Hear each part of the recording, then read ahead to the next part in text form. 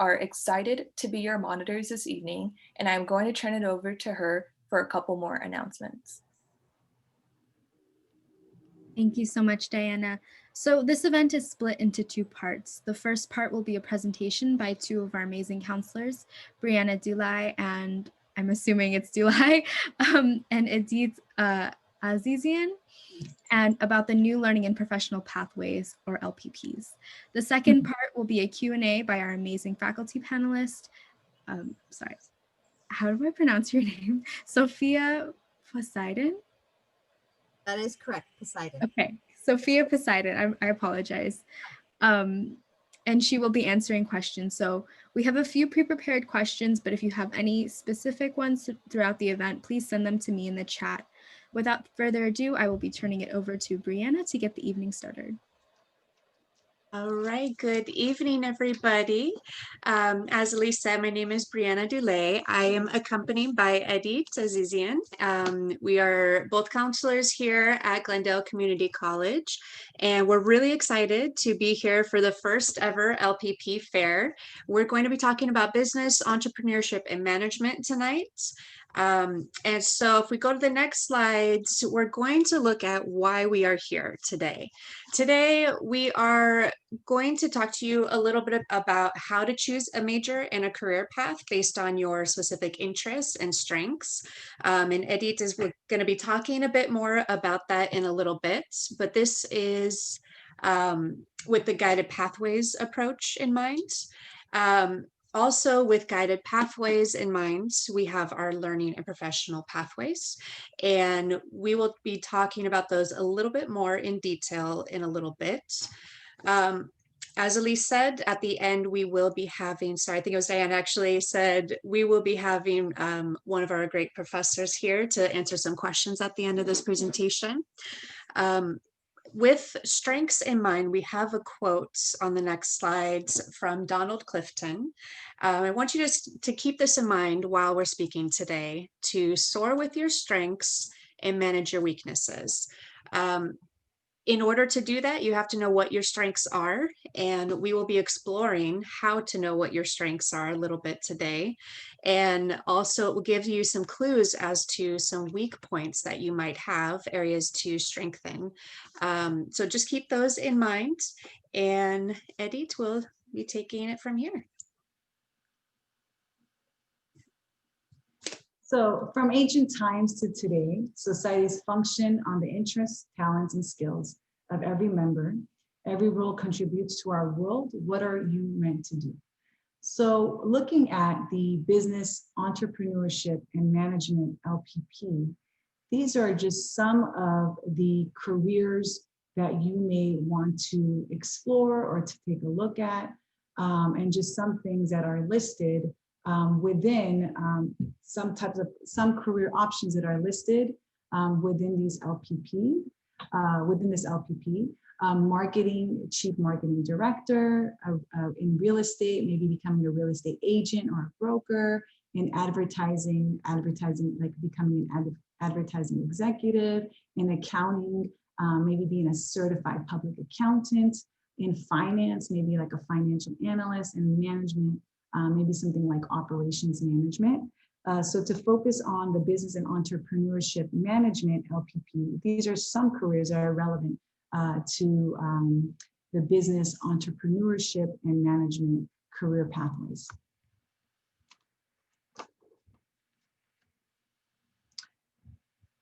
So keep informed that as students taking various college courses, it is essential to your success to identify your interests and talents.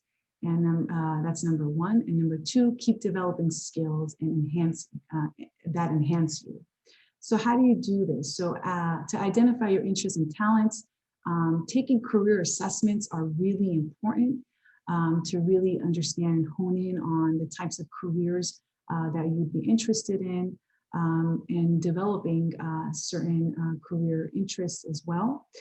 So taking career interests could help you understand and identify your occupational interests, your personality type, and your natural preferences, your skills, your work values, and then keep developing skills that enhance you. Try to immerse into volunteer, internship, and externship opportunities, because that's the way that you're gonna develop certain skills that are gonna enhance your basically your development and your skills in a specific career that you're interested in, or in generally speaking, in different careers that you may be interested in and you want to try on. So definitely, again, identifying your interests and talents so that you have so taking career assessments will help with that. And then keep developing skills that enhance you. Definitely looking into volunteer work, looking into internship opportunities and externship opportunities will help you develop your skills that enhance you.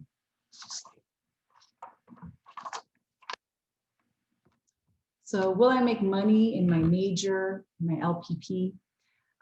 So let's take a look at, like, for instance, like, again, the business entrepreneurship and management as its LPP.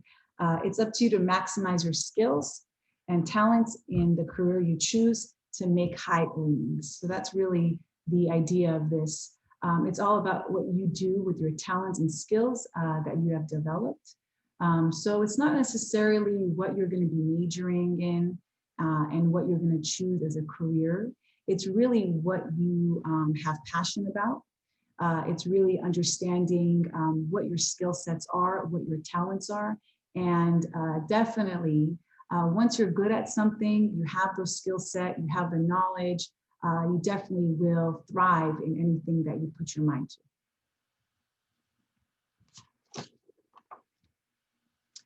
So top 10 skills employers look for in college. These are some of them: problem solving skills, analytical skills, technical skills, written and verbal communication skills, leadership skills, and taking initiative in the world of work, in your tasks and projects that you are a part of, the ability to work in a team, strong work ethic, and being detail oriented.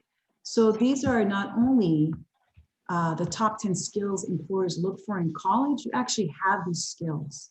These are transferable skills that basically you are learning about right now while you're in college. So a transferable skill is an ability or expertise which may be used in a variety of roles and occupations. They're also known as portable skills, and they're skills that can be transferred from one job to another. So these are skills that you actually have that you might not really know about, but you definitely have these skills, especially now working remotely. You definitely have problem solving, analytical and technical skills, written verbal communication skills, definitely, and definitely being able to cooperate with other people in this time of remote learning.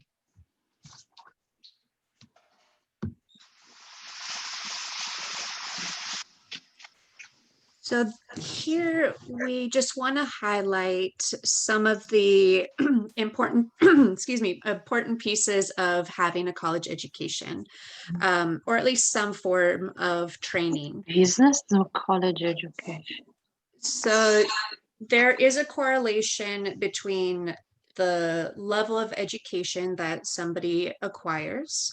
The more education you get, the more money you tend to earn. And that's mean earnings. You could, of course, be higher or lower. This is just the average. And there's also a correlation between your education and how likely it is that you will be unemployed. So right now, during this pandemic, this would be an extremely important thing to consider.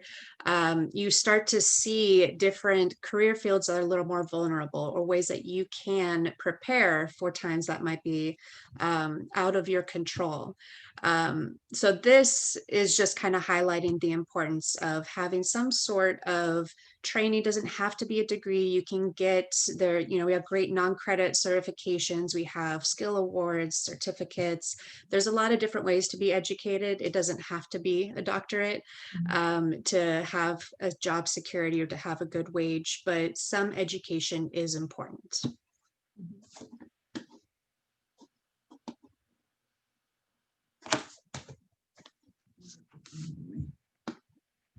All right, so now this is like the starting point and the compass of conversation starters about career explorations, career pathways, and basically how you can gauge your interests in different areas. So we're going to be talking about the Holland Code. And then we're also going to be talking about multiple intelligence theory. And you're going to see how this goes hand in hand together. So you have a more stronger foundation of understanding your interests.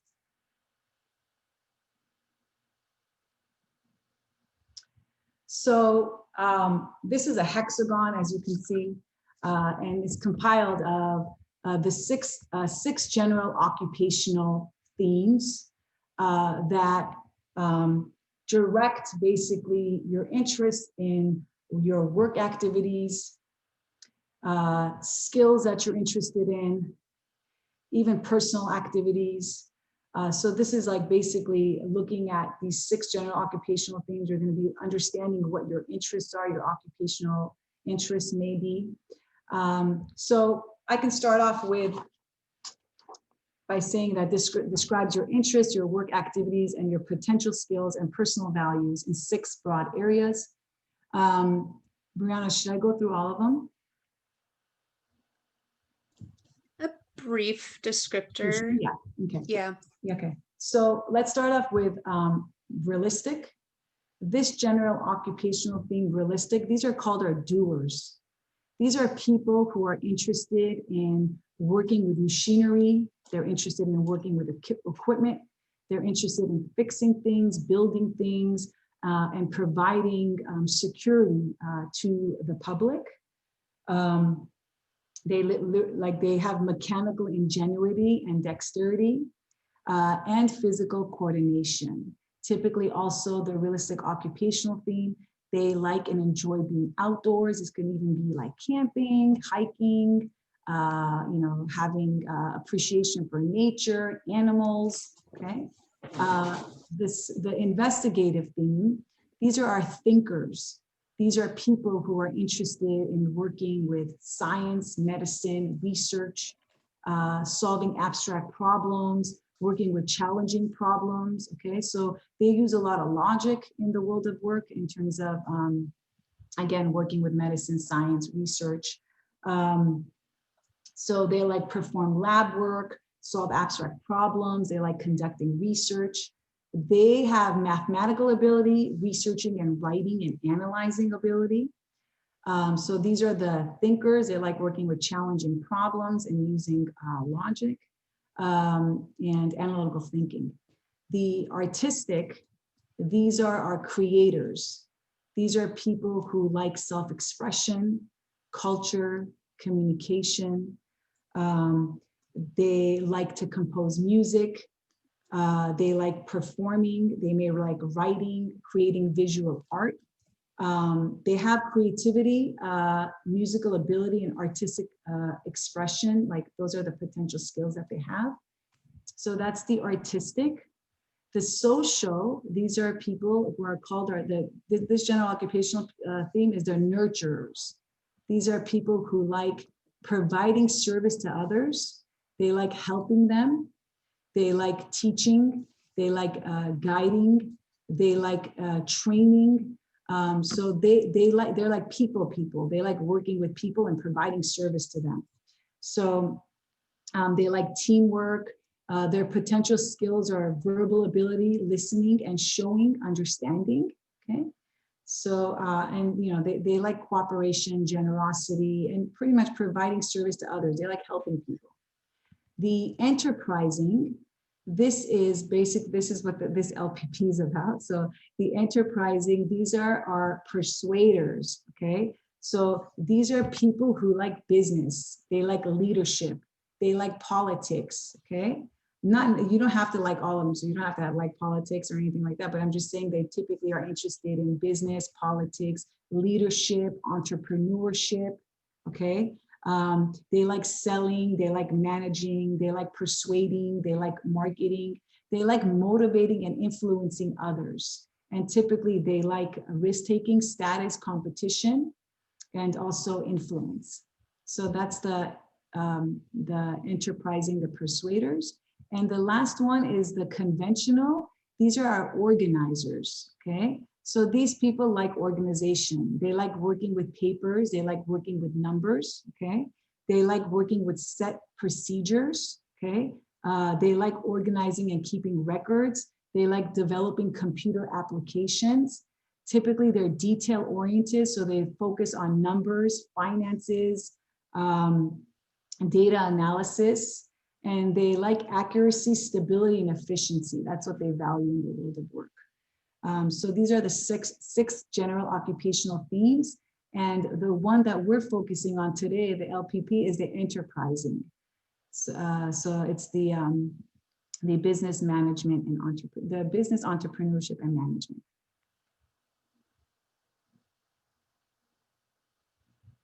So can we go back for 1 minute? I'm so sorry. So the whole purpose of even explaining this to you is to really understand which occupational themes you relate to most. And it's not only just having one occupational theme. You could have three or more. Typically, there's three that is the most dominant for you. So two could be like work related, and one could be for more like leisure. So really, just looking at these and understanding and identifying what three relate to you most is beneficial to exploring career options. And then you could also go to this site, www.glendale.edu about GCC/career-coach. And you can take our career coach assessment to figure out so that it assesses which three are the most, which three are the most relative to you. So which three would you choose as a general occupational theme? Okay. So now we're talking about multiple intelligence. So what is multiple intelligence? So, sorry, let me just get one.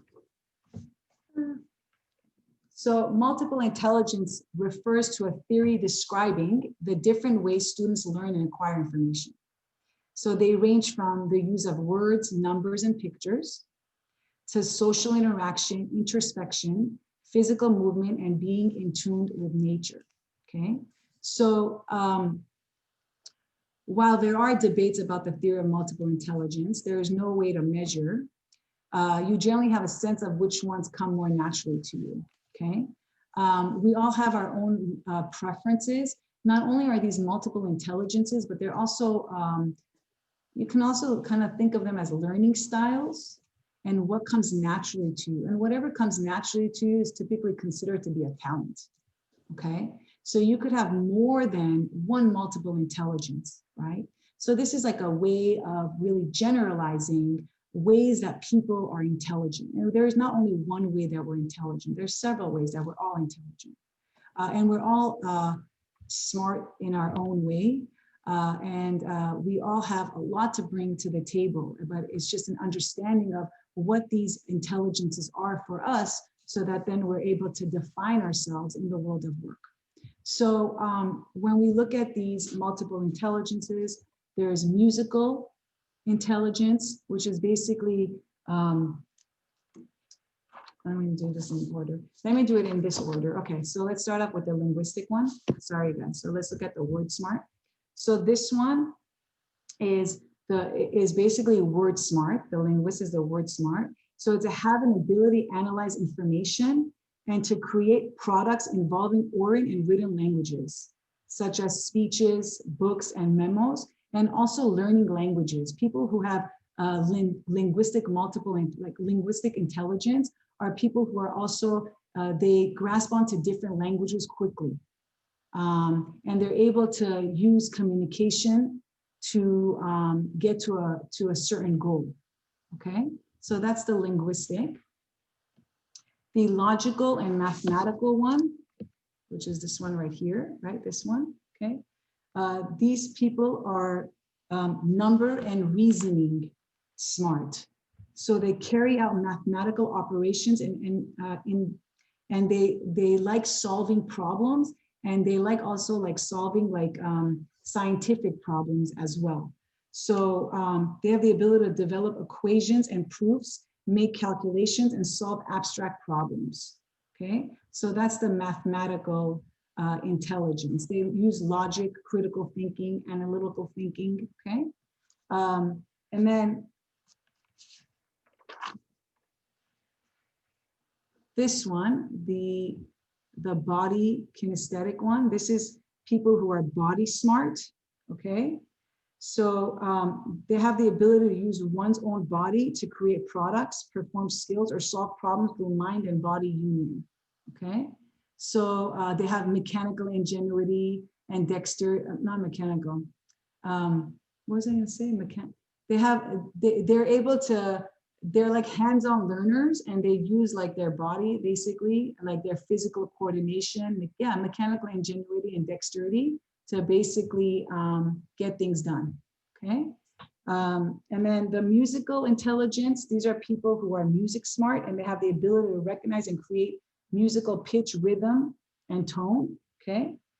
And they like things like performance, composition, and they appreciate musical patterns. Okay. It could even be something as natural as just like singing and dancing, not necessarily you're a performer. Okay. And then the visual one, these are people who have spatial ability. Where is that one? Sorry, I like reading it because I get, oh. So the visual is people who like, they have spatial ability, okay? They're like visual smart, spatial smart. So they they read easily, they read maps, charts, they're good at spatial ability, they're good at directions, okay?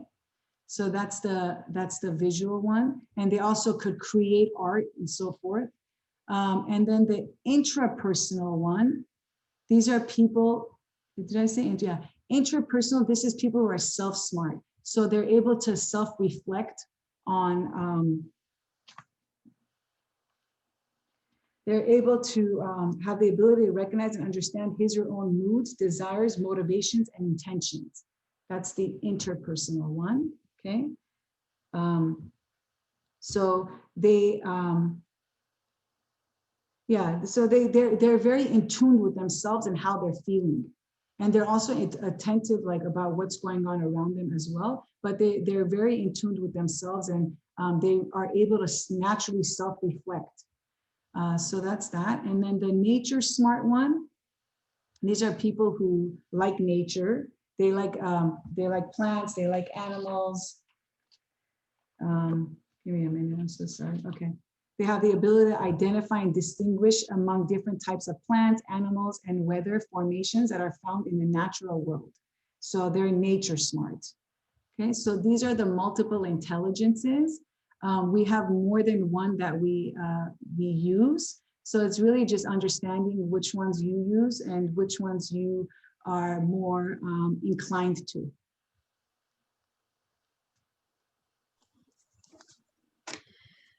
So now we're going to bring it back to our learning professional pathways.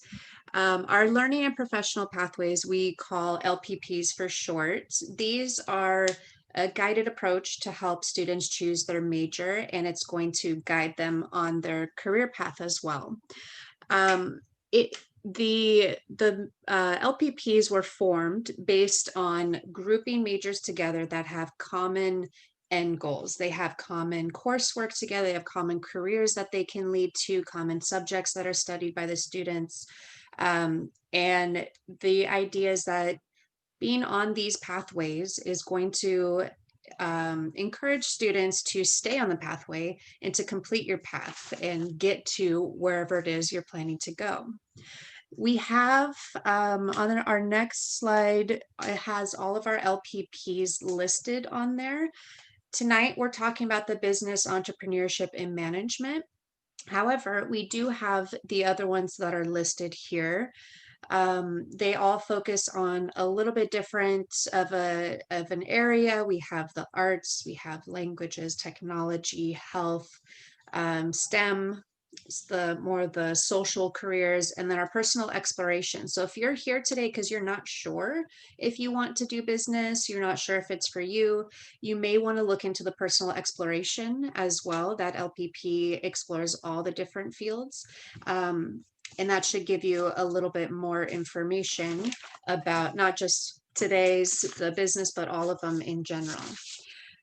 The next slide has the Holland Code interests based on the different LPPs. So while Edith was going through those, hopefully you had a chance to write down the 3 or so, 2 or 3 that you relate most to. And it might be in alignment with what we have here. Yours might be a little bit different. That's okay. But what we have for our business entrepreneurship and management LPP Holland Code is rather our social, working with people. You have to have some sort of people sense, enterprising, the persuaders, the selling, the passion, the drive, and the conventional piece. Accounting falls into this LPP, as well as owning your own business. You're doing all of that paperwork. You have to manage all of the behind the scenes stuff. So you have to have some sort of organization. And some people don't, and they still manage companies and businesses perfectly fine, and they hire somebody to do that conventional piece, and that's okay. But it does tend to fall under this business entrepreneurship management umbrella, because it is a good skill, an important skill to have going into business. Now, I would argue also that artistic could be in there. With marketing or anything like that, you have to have an eye for detail. You want things to look nice, things like that. So again, if you came up with a combination of letters that was a little bit different than social, enterprise, and conventional, that's okay too. You can still fit into this LPP.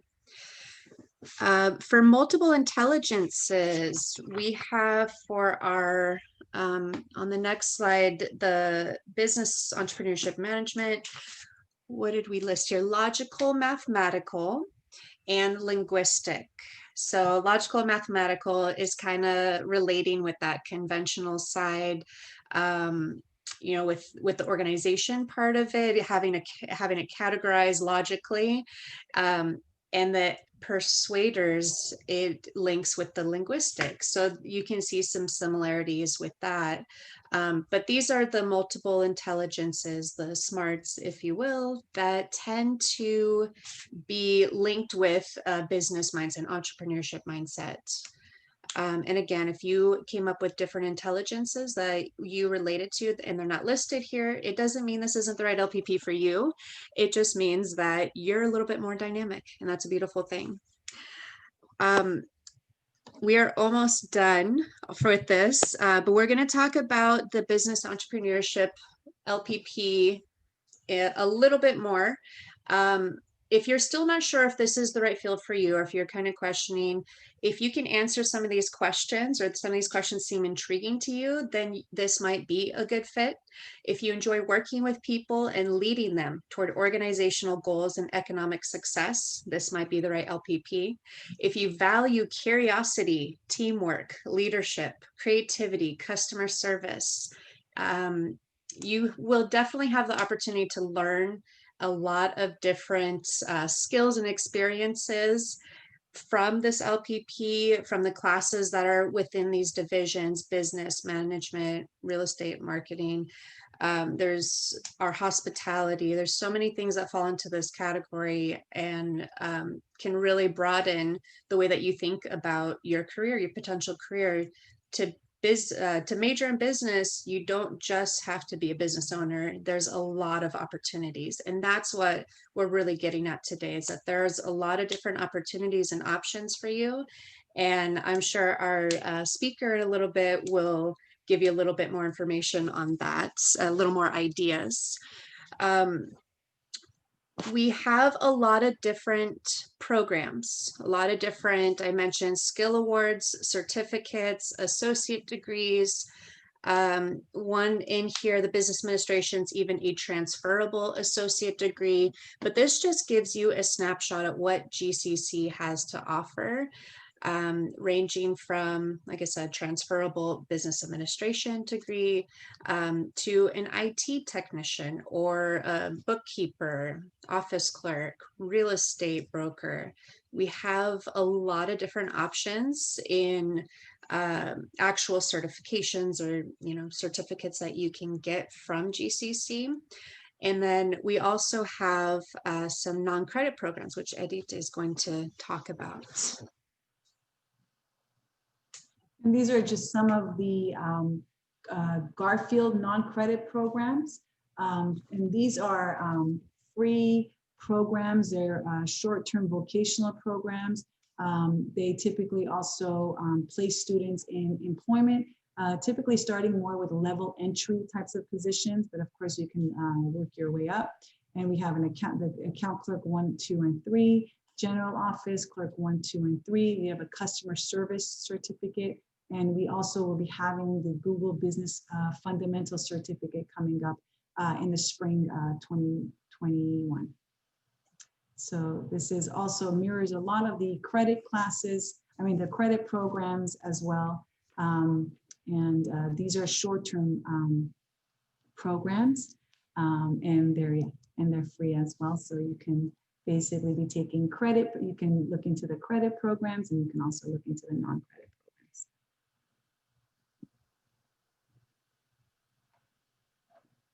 Okay, thank you so much for that presentation. Now on to our Q&A portion of the evening. If you have any questions, please send them to me in the chat or Elise, and we are honored to be joined by some amazing faculty members this evening. I will be turning it over to one in particular to introduce herself. Now to Professor Poseidon. Hello, everybody. My name is Sophia Poseidon, and I am an adjunct instructor in the business division at Glendale Community College. And I'm very honored and I'm thankful for being invited to come speak to you all tonight. What I want to touch on is first give you a little bit of information about myself and who I am and why am I qualified to come here and talk to you all tonight. So I was a sales and marketing professional in the entertainment industry for over 20 years, most recently with Sony Music Entertainment. I have specific expertise in account management and sales optimization. I was known and am known, and I'm still known for cultivating beneficial client relationships and creating new streams of revenue. What my focus is on now, today, is taking those years of corporate experience and teaching and guiding students who will become the business leaders of tomorrow. My education includes starting off right where you are all today. I am a product of the California Community College system. I went to College of the Desert in Palm Desert, California. So I did everything that you are all doing right now. And I started with my degree in business administration. I also got a degree, associate's degree in economics. I then transferred to San Diego State University, and I got my bachelor's degree, my Bachelor of Science in business administration. And one of the things I thought when I was there was, am I doing the right thing? Am I getting the right degree? I applied for graduate school to the communications department, and I was accepted. But what happened? I was offered a full-time job working in the entertainment industry, and I took it. I later ended up in Los Angeles working in entertainment for a very long time, as I mentioned, and I enjoyed it, and I had a really great time. Later, I decided I want to further my degree. I wanted to get my master's degree. And I thought it was communication, but of course now I wanted it in business administration. So I received my Master of Business Administration from Cal State San Bernardino. I later went to Cal State Dominguez Hills and received a certificate for teaching community college. Because while I was at Cal State San Bernardino, I fell in love with teaching business. I connected with my professors. I just enjoyed the classes so much. I loved the online platform. for teaching.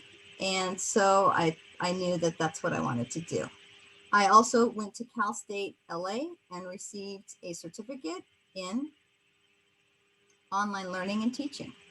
And what happened was I ended up at Glendale Community College. It was my first choice to teach at, and that's where I ended up. So that's how I ended up at Glendale Community College. This is my third semester teaching, and I'm enjoying it. And I'm enjoying getting to learn, getting to know a lot of the students. Of course, everything's changed.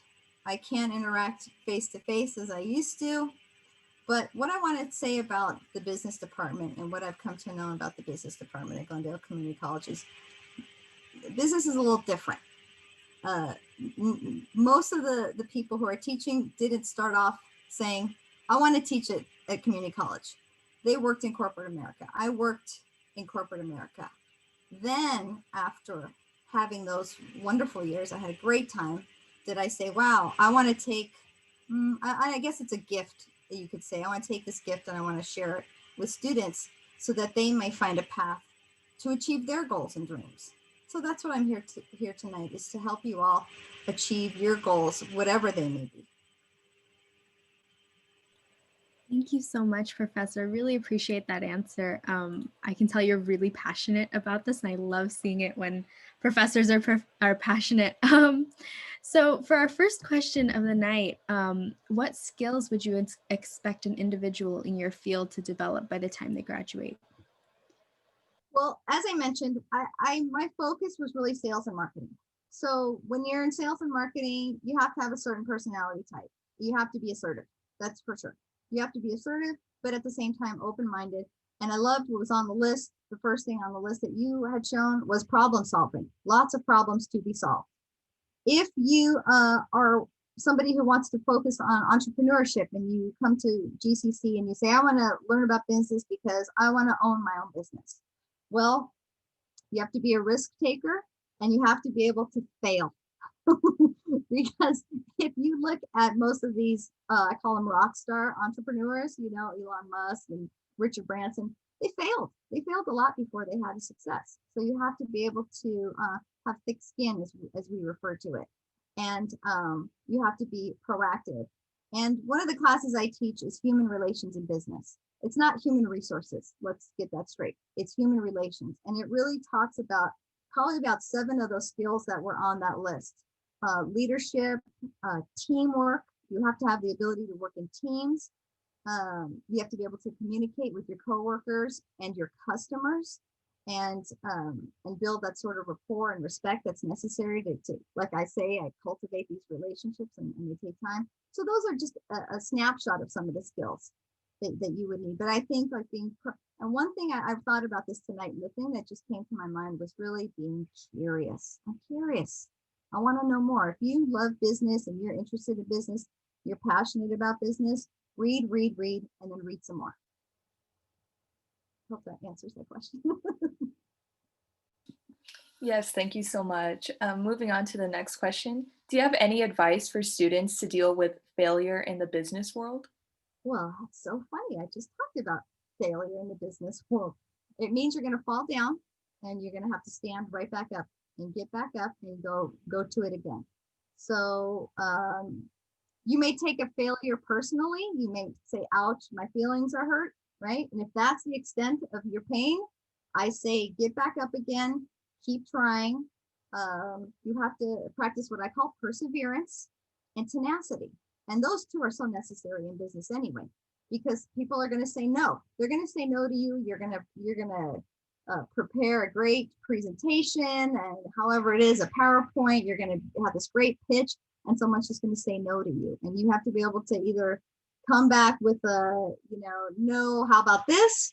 Or just accept the no and move on and look for other solutions. We talked about that sort of problem solving. Now, if it's a financial failure, right, and you're trying to get money, I really do believe in bootstrapping, and this is an expression that's used very commonly in entrepreneurship, is really funding yourself as you go in your business, because that way, if you fail, you're just losing your own money, and you don't owe anybody else money.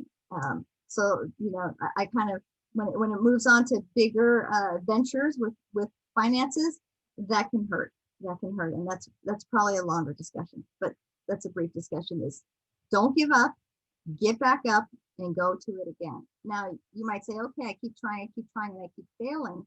Well, how about trying something that's similar, but a little different? You can always have other options for yourself. So that's the answer to that, options. Thank you so much. I appreciate that. I think even in student government, like we'll encounter failure sometimes, and you really just have to get back up and keep moving because that's the only way to get past it, really. So for our next question, what habits should students develop in order to be successful in this field? Well, I can tell you what habits not to have. Okay. I'm going to answer that question, but I really want to focus on one habit that's really, I think you guys all know what I'm going to say. Procrastination. Do not do this. Do not feed this. Do not feed this animal. Do not feed this beast. Okay. I went the other direction, and I know procrastination because I was a college student and I procrastinated my studying, and I would wait till the last minute and I would be cramming. And what that really does when you're cramming at the last minute really doesn't allow your brain to really soak in what it is you're learning. So everything becomes very fleeting, and you're trying to, these concepts that at least we teach in the business division, these are going to help you. I mean, there's not a, you think about, sometimes students think about, I'm never going to use this math, formula again in my life. Most of the information you're going to get in business, you're going to use it. So slow down, organize, right? Keep yourself organized. That's a very important one.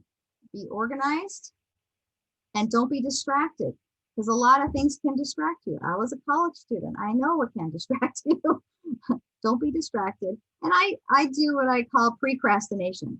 I'm the type of person that wants to do everything ahead of time. So of course you have to find balance in what it is that you're doing. Understand that if you can use time management, you can use it to your advantage. And sometimes I know that students are overwhelmed having, 4 different classes, 5 different classes. I've got to read this chapter here. I've got to read this chapter there. Just be organized. Those are some of the best habits, is be organized.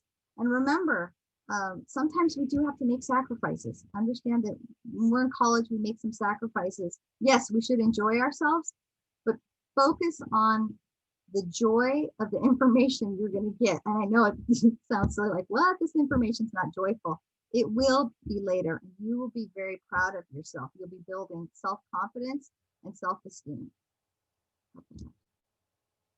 Thank you again. And I know you just touched on procrastination, everything like that, but as we are in the current remote setting, a lot of students are feeling unmotivated from the many historical events from this year, not to mention the pandemic of COVID-19.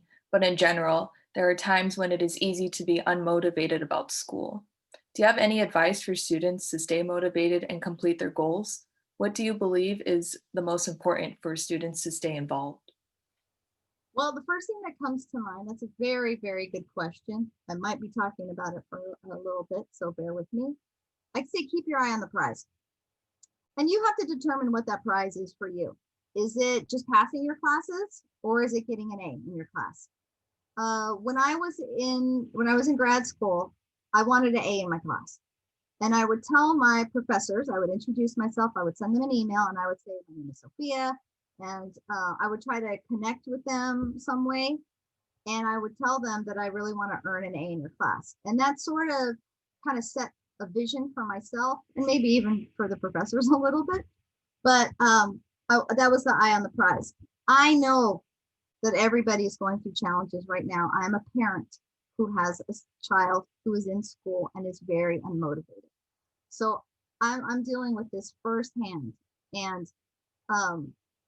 I can't make everybody happy, and I can't tell you what to do to make yourself happy, but I can tell you what to do to make yourself not sadder. How's that? Okay. Some of the tips are get up and move, right? Get up and move. Do some sort of movement. Go for a walk around the block.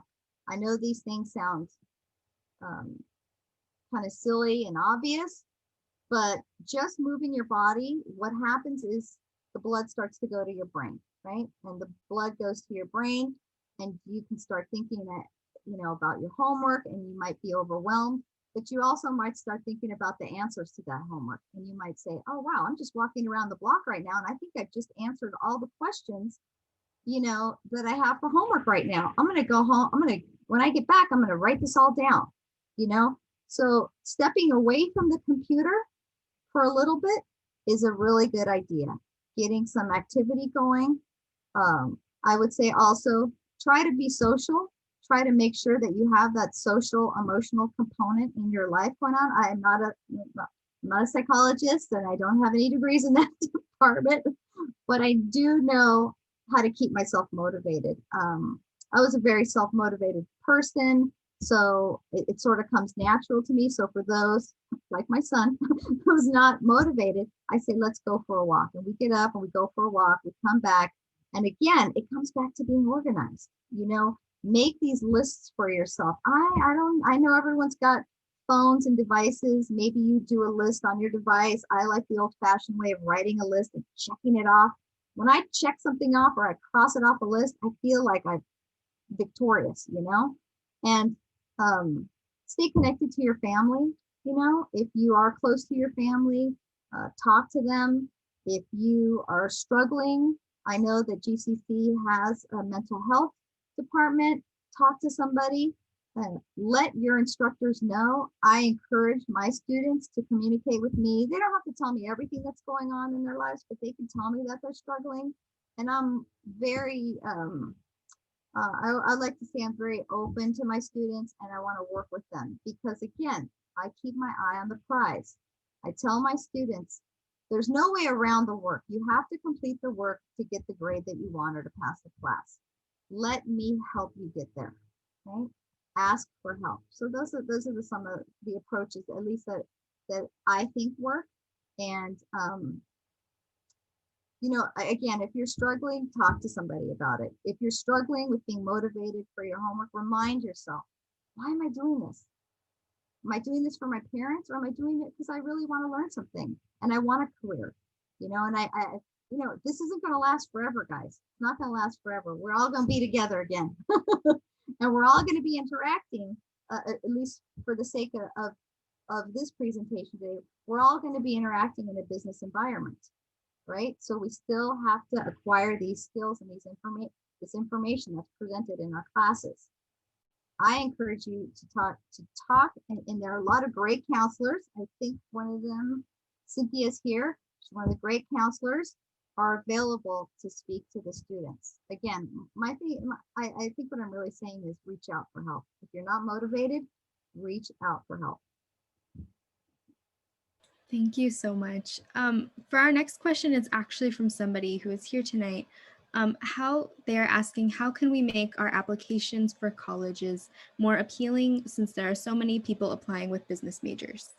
A very good question. I'm not an application reviewer, but I do teach about resume building in my business communications 106 class. So the things that I encourage my students to get involved with, and I believe in because I am a product of it, is internships. I loved internships. I did internships in college. I did internship post-college. I did internships, and they were my springboard. They changed the trajectory of my career and where I ended up because I networked off of those internships. I'm sorry, I'll slow down. I know I was talking very fast because I got excited. Also getting involved in extracurricular activities. So when I was at San Diego State University, I can just tell you what I did. I got involved with Associated Students. I got involved with the Cultural Arts Board, which was the organization that brought concerts and speakers to school, and I got very involved in that.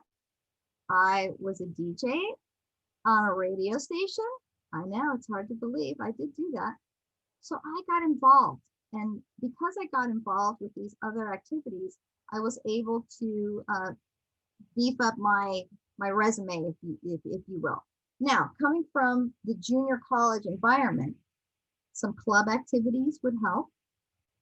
I think what is being looked for now is social, caring about the society that you're in, your community that you're in. So any sort of volunteer work is great. So let's look at that again. Clubs, volunteer work, and internships. Now, again, I know it's challenging to do these in these times, but there are opportunities available. And I think Cynthia probably has a line on those. I just had a huge list of internship opportunities that I sent to my students, and I've already had a couple of them working on it, and I had even told them, show me your resume before you apply. Let's help you get this internship. So that's just my approach. Every professor has a different approach to it, but those are, I think, some of the three things that could really help you with your application. And of course, a powerful biography, autobiography, or essay on yourself is also going to help, and have people read that before you submit it. I just want to jump in there. I'm one of the counselors in the transfer center. My name's Kevin. Yeah, so everything that Sophia was saying is right on point. But don't think of it too much in terms of admission. Think about those things are going to help you in your career. You're building those things. It's not just for that admission part. This is going to help your career development. Every time you get out of a position of leadership, you're growing. Every speech that you have. Sometimes it's impromptu. Sometimes it's you've thought about it for a month, but you always have to be ready to speak on your toes and have answers to questions that you've been developing in whatever your area is going to be. In terms of admissions, each school is different. Some schools, it's just, do you have the right classes, and did you apply on time, and is your GPA high enough? Other schools like USC and UCLA, they look for all those extracurricular things, development. So and just basically to add to Sophia, what she talked about, just you want to find the internal logic to each admissions department that you're going to be applying to. So you supplement that. But even if they said it's just based off GPA, you still want to do those extra things, develop your resume, meet with the career center counselors, because you want to see where your gaps are too. You start putting your resume together like, oh, I don't have much. Okay, well, then you can start, any experience can be added to your resume, internships, volunteer stuff. It's still part of that resume as you're building. So. I would like to add to that though.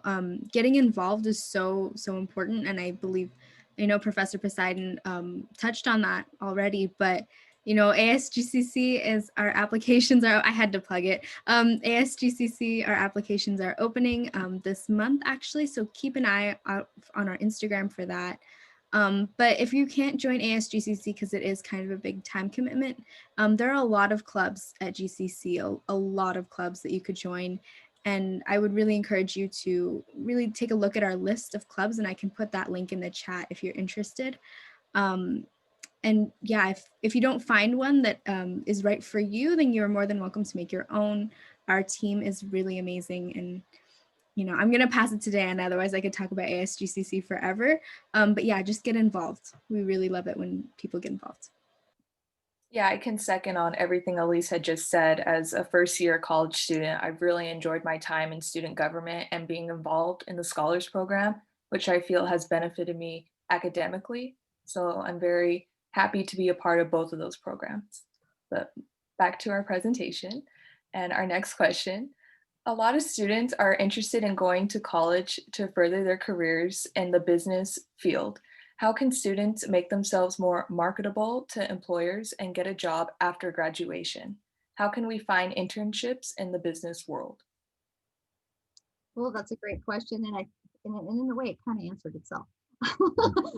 In the sense that I really believe in the internship process very strongly, just because I had such success. I mean, I am here today because of internships. Period. That's it.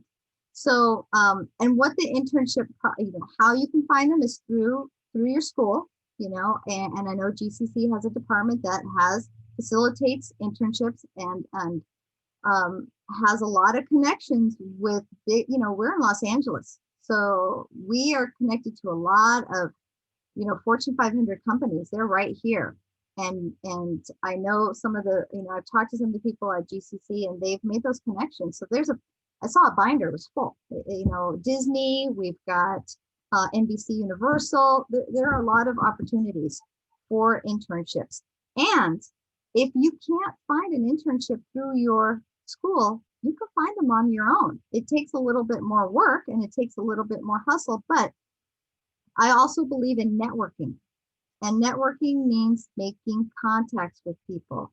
And you will find these contacts in the most unlikely places, but a lot of them can be made through family friends, people that you've worked with in the past, perhaps, or know somebody. Part of what a lot of us do in the business department is we encourage students to create a LinkedIn profile. Of course, they have to, do that on their own, but we encourage that because through that, they can make contacts with people. And the place that you start is by making contacts with your fellow students or your classmates. And from there, you start building that, that network. You start building your own network, and you can find some amazing people on LinkedIn who will talk to you, who will communicate with you. You might land an internship just from LinkedIn. They're on there as well.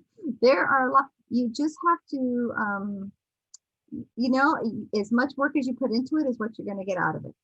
And sometimes, yes, you do, I also, I call it the hidden job market, which is, I've talked about this in class before, and Cynthia's, nodding her head. The hidden job market, and it could be the hidden internship job market as well, is there aren't even, the internship doesn't even exist. But you've talked to somebody at a business, they like you, you like them, and they say, we're going to bring you on. You want to come and do 20 hours a week here, we'll sign off for it. We'll sign off for you. You'll get the units for it. There are those opportunities. I used to recruit interns from USC. That's where I would get my interns, and they would come to Beverly Hills, and I'd have them work, and I'd sign off for their units, and I would put them to work into marketing right away. I just don't and some of them are attorneys now. They didn't even get into marketing. They just went on and were attorneys, and I'm like so proud of them. But these are the connections that you make when you're leaving college. I know a lot of you say, I want to go to, I'm going to finish my community college years. I'm going to transfer to one of the universities, and then I'm going to get a job. And you think, oh, it's 1, 2, 3, but there's a lot of opportunity to make connections in that process. And I say, stay open to opportunities. Sometimes the one that you say no to, you go, oh, that's not really what I want to do, could be the one that changed your life. And I'm an example of that right there. I said, oh, should I do this internship for BMG? I'm already doing this and I'm doing that. And one of my mentors, which we haven't talked about mentors yet, one of my mentors said, you better take that internship right now. And she was right. I took it and it changed my life. So there's also mentorship. And I mean, I could talk about that for a while too. Mentors is finding somebody, could be a professor, but it could be somebody in the professional environment. Mine was at San Diego State. She was the person who booked all the big concerts. And so I just kind of hooked into that, and because I admired what she was doing, and made that connection. And she was a great mentor for the time. And I've had many mentors throughout the years. So the concept of mentorship and even sponsorship is a great concept as well. So stay open to people who can help you. And that can include, I'm sorry, I know I keep going, but that can include saying, hey, can I take you out for coffee and pick your brain for a little bit? Not saying this. Don't say this. Hey, can you get me a job? Don't lead with, hey, can I get you a job? Can you get me a job? Lead with, I'm really curious about your career path and how you got to where you are today, because maybe I can learn something from that and use it myself. I hope that makes sense. Thank you so much, Professor. This is actually our last question of the night. Looking back on your educational career and your career in the business world, is there anything you would have changed? And do you have any final tips or advice for students? I thought about that before I came on here, and I thought, what would I want to change? Because I really love my life today, and I have a lot of fun. I thought one of my regrets was maybe I shouldn't have taken that job, and I should have gone to grad school right when I had finished my bachelor's. and I suppose if I was talking to someone else like you here, I would say, yeah, do that. You know, if you have the opportunity to do the 4-year and then do it, and you're interested in a master's degree or you want to keep going, go ahead and do that. I can't say that I regret it. You know, like I know I did what I was supposed to do exactly in the order I was supposed to do it. So don't really have any regrets except studying harder in some of my classes like finance. You know, I didn't pay as much attention in finance as I should have. And I probably would say I don't have regrets. I think, yeah, just focusing more on the financial aspect of business. It doesn't matter. I had to learn it anyway in grad school, so I made up for it. But learning that, and I know a lot of students are really into accounting right now, and I applaud that. I really do, because getting again, the financial and the numbers aspect of business down is good. Take that accounting, you know, and you can have all kinds of personalities in accounting. It's across the board. But once you get out and you learn the numbers and you want to go on into business, you've got to develop that interpersonal. And so I want to say I'm glad that I kept myself very social. You talked about that Holland, you know, the Holland theory. And I go, oh, yeah, social, enterprising, social. So I don't think I have any regrets. I'm right where I'm supposed to be. I don't like to think about regrets. I like to say that everything's happened for a reason, and that the future, you know, for me, I'm getting old, but for you guys out there, the future is, there's an expression, the world is your oyster. And in that oyster, you might find a pearl, right? Hopefully you will. But you can do anything you want. I really, truly believe that. Thank you. Did I answer all of it? Was there another part of the question that I missed? No, I don't think there was, but somebody did ask in the chat if you could provide the links to the internships that you give your students. I will tell you this, the person to contact, and Cynthia, maybe you know as well, is Emma Sanchez. Am I right? Is it Emma? Emma Sanchez is the person to contact for business internships. So I don't have them. She's the one that's in charge of them. Okay. Thank you so much. We'll find her information and put it in the chat for these students. Diana, take it away for closing. So thank you everyone for coming and attending tonight's event. That is all the time we have for today. And if you had any questions that we did not answer during this workshop session, please email and I will provide that in the chat, and we will try to get your questions answered. If you have not filled out the survey in the chat, please do so when you leave. We have more workshops this week, and I'm happy that you guys all attended today, so thank you again for that. If you are curious to know about learning and professional pathways, we encourage you all to join us at those. Please visit www.associatedstudentsgcc.com or at as.gcc on Instagram for more information.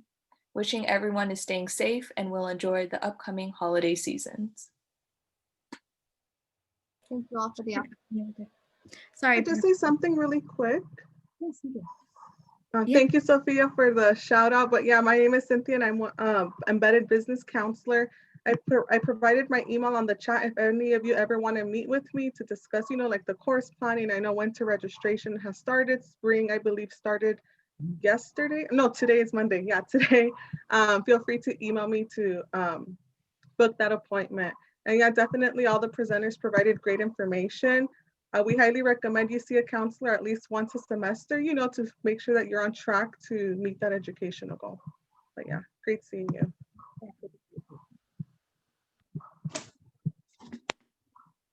I have something to add on as well. With the business internship opportunities as well, I know that Emma Sanchez works closely with our Verdugo Job Center.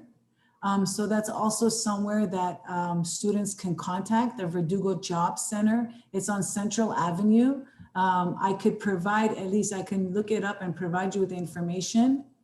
And then you can share it with the students, or should I look it up right now and put it in the chat? Feel free to email me, Edith. Okay, Yeah. okay, I'll do that. Okay, thank you so much. Thank you, everybody. This was a fantastic presentation, Professor.